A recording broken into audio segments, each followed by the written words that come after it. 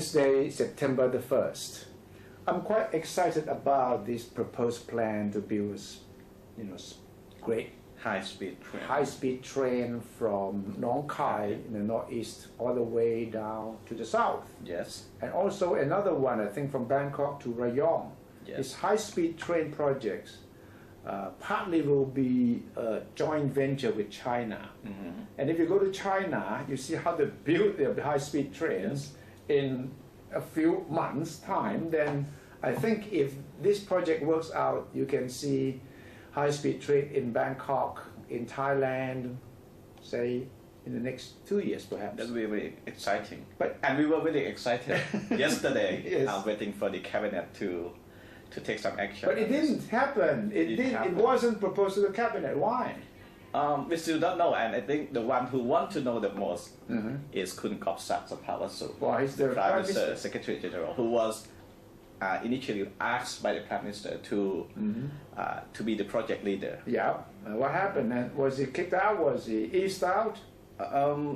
We still don't know. Korbsak tweeted something very interesting last night. Yep. He said that now the project has been handed over to the Communications Ministry. So don't talk to me about it anymore. Any question, you go and ask the Communication Ministry. I've washed my hands of it.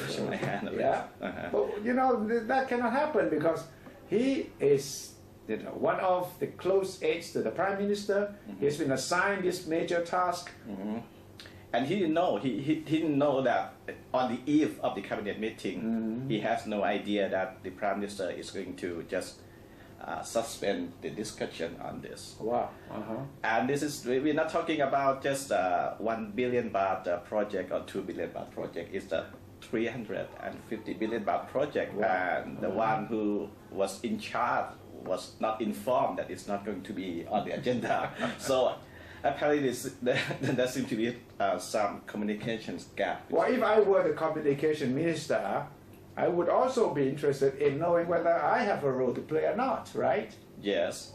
And the Prime Minister himself made some clarification today, this afternoon. He said that since this project involved a foreign investor, so it has to go to the Parliament, and the fact that it has to go to Parliament requires that a ministry has to be the project leader. It's not just cannot be some individual who can propose this to Parliament. It has to be.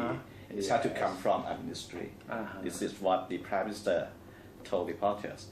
But still, he didn't answer the question why Korbsak was having no idea at all. Yeah, was only thrown out of the project, out of sight, But I think it's basically the Phumjai Thai Party's main obsession, should I say, with big multi-billion-dollar projects.